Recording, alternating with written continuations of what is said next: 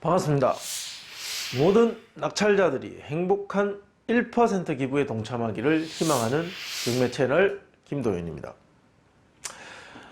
이번 이제 두 번째 시간은 세종특별자치시에 있는 아파트입니다. 다른 어떤 대도시에 있는 아파트들은 지금 어떠한 시장의 반응을 보이고 있을까? 자, 그것을 경매 사건 분석을 통해서 한번 짚어보는 시간입니다. 대전지방법원 세종특별자치시 고운동에 있는 가랑마을 13단지 아파트입니다. 층수는 2층입니다. 물건의 종류는 아파트, 토지 면적은 18.7평, 대지권이 상당히 넓다.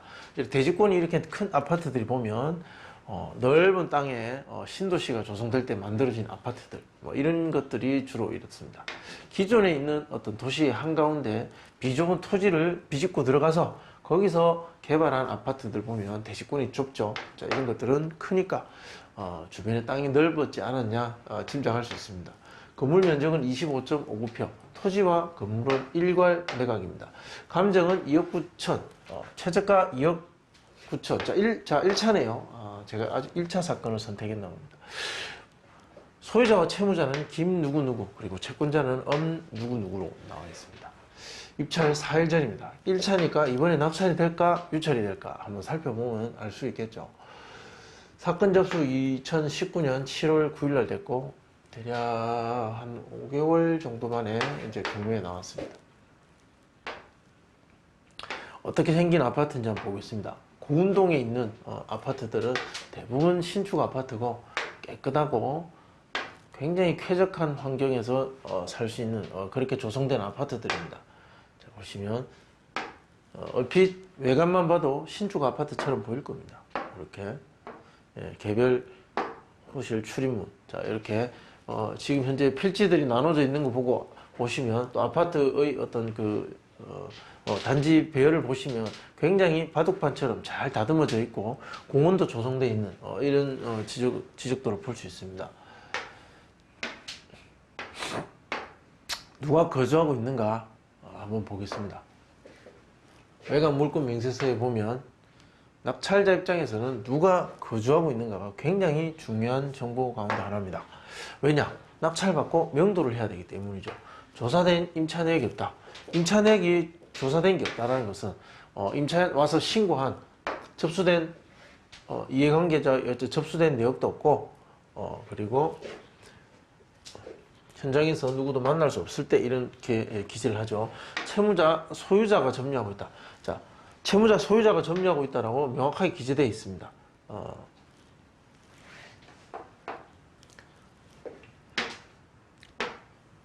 그러면 점유는 소유자 세대가 하고 있는 집을 낙찰받아서 가져와야 된다. 자, 그럼 이 점유권을 가져오기 위해서 필요한 비용, 노력, 예측되는 어떤 금전적 지출은 소유권자를 명도하기 위한 인도명령, 그리고 강제집행, 이사 협의, 자, 이것으로서 이것을 반영해서 예상 낙찰가 분석을 하면 되겠다. 자, 이렇게 정리가 됩니다. 소유권, 김 누구누구, 자, 근저당권, 이게 제일 중요하죠. 이게 기준이 됩니다. 가장 빠른 채권자. 자, 이 권리를 기준으로 삼고, 자, 이 이후에 설정된 권리들은 모두 말소된다. 소멸된다. 인수되지 않습니다. 자, 제가 준비한 자료 보겠습니다. 자, 그렇다면 낙찰을 받는다면 매수인이 인수하게 될 부담이 무엇인가? 등기 현황 보셨겠지만 없습니다. 자, 관리비, 입찰가와 명도에 영향을 미칠 수 있습니다. 자, 이거는 반드시 확인하셔서 내가 명도할 때 그 협상 테이블에 올라올 그 관리비 연체 금액이 얼마가 되느냐, 그리고 이것이 내가 명도하는데 큰 영향을 미칠 것인가, 아니면 그냥 이사 비용 안에 충분히 포함될 정도의 비용인가 사전에 꼭 확인해 보시기 바랍니다. 각종 공과금은 관리비에 포함인지 아니면 별도 부과인지 확인해 보시면 되겠지만, 이렇게 신축 아파트는 대부분 포함인 경우가 많습니다. 특히 지역 난방인 경우는 난방비까지도 다 포함되어 있는 경우가 대부분이죠. 자, 점유자는 채무자, 소유자 세대다. 자, 그럼 명도는 누구를 상대로 할 것인가? 당연히 소유자 세대. 소유권자를 상대로 인도명령을 신청할 것이다. 잔금 납부 1에서 약 3개월 정도 예상 기간이 명도를 하는데 기간을 잡으시면 될 것 같고, 강제 집행을 한다면 350에서 400만 원 정도 비용이 예상되고, 그렇다면 350만 원 이하에서 협의할 것을 권장합니다. 명도 소송 가능성은 희박합니다. 시장 매물, 시장에 나와 있는 동평행대 매물입니다. 우리가 2층이었죠. 2층. 자, 보시면 3층 2억 8천, 2억 9천, 10층이 3억 2천, 3억 초반대의 금액들도 보이고, 그리고 2억 후반대의 금액도 보입니다. 자, 그러면 실제로 매매를 한 사례를 한번 보겠습니다. 2019년에 매매한 사례를 보면 12월 말에 보면 2억 후반대가 대부분입니다. 심지어 중반에 가까운 금액이죠. 그런데 해가 바뀌면서 호가는 3억 초반대도 있다. 자, 실제로 거래가 제일 먼저 될 물건들은 2억 후반대의 물건. 저층이니까 2억 후반이 가능하지 않을까. 자, 그러면 2층을 감안해서 2억 7천에서 한 2억 8천 정도. 네. 주변에 낙찰 사례들이 있습니다. 자, 이것들을 분석해서 어느 정도 금액대에서 낙찰될 것인가 살펴보겠습니다.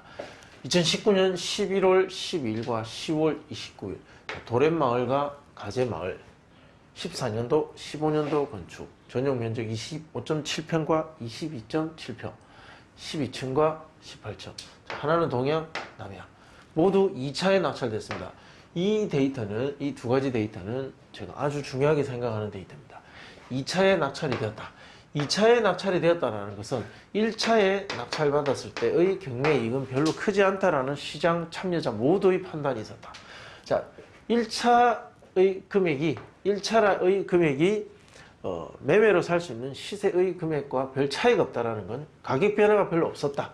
즉, 감정은 언제 됐느냐? 약 6개월에서 한 8개월 정도 전에, 즉 6개월에서 한 8개월 정도 사이의 가격 변화가 1차 가격이 입찰을 할 정도만큼의 변화는 없었다라는 것.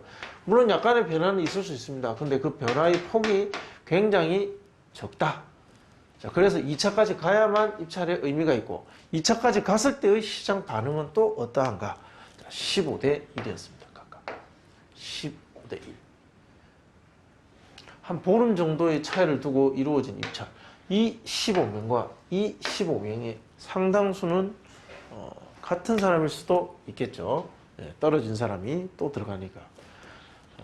전부 다 다른 사람이라고 볼 수도 있겠고, 상당 부분 겹친다고 볼 수도 있습니다. 저는 겹친다고 봅니다.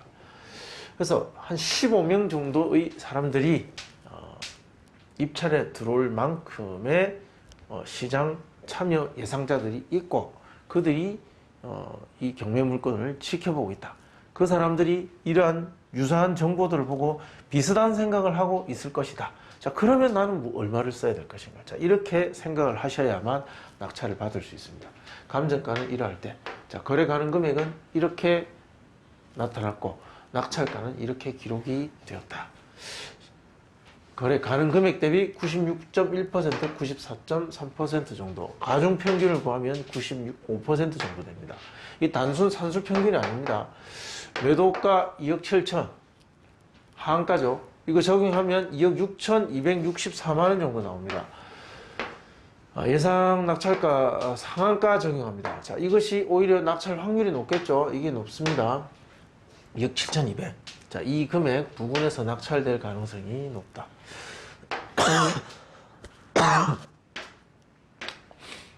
자, 예상 비용 보겠습니다. 2억 7천 정도에 낙찰이 된다면, 자, 취득세, 공인주택 채권 등기 비용, 자, 그리고 이사 비용 300 정도 잡으시면 될 것 같습니다. 그러면 2억 7,600만 원 정도의 최종 정리가 되겠다. 자, 이렇게 말씀드릴 수 있습니다. 낙찰가는 입찰하고자 하는 입찰자가 결정해서는 안 된다. 낙찰가는 그러니까 자, 내가 입찰하고자 하는 예상 낙찰가는 누가 결정하느냐? 사실은 나의 경쟁자가 결정하게 만든다. 자, 그것이 제 강의의 핵심입니다.